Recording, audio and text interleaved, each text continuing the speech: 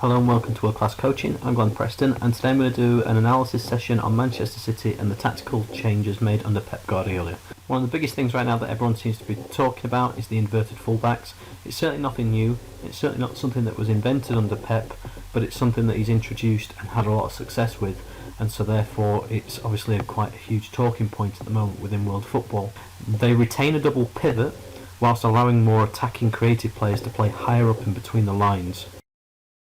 So as this footage rolls on, we'll have a look at how they position themselves down the left-hand flank here, which is significant. And what we're seeing again is the overload down one side of the football pitch, whereas if I stop the play now, look at the shape of Sunderland's defence. They now have 6-8 players in and around one area of the football pitch.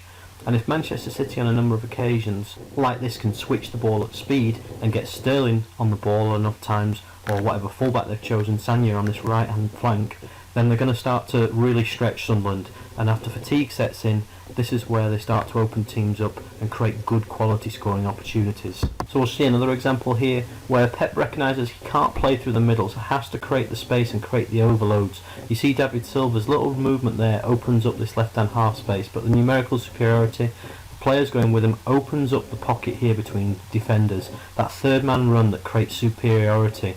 And before I move on to looking at another game, we can see some overloads, different ideas as well.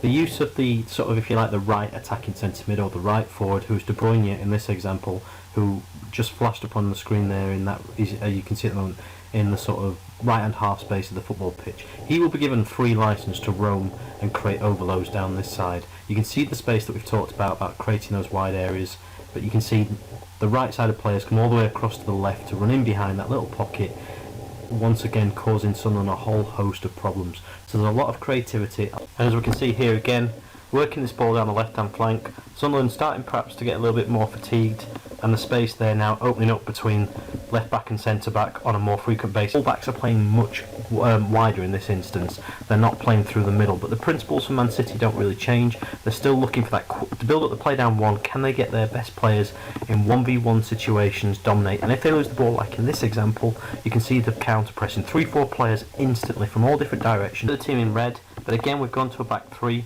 The left sided centre back getting on the ball is a trigger for my left back to move into an inverted central midfield position. She's going to move into a double pivot, and in this example the winger is going to go with her, and in doing so it's going to create an awful lot of space for my wide player, who's going to drop into a more wing back type position.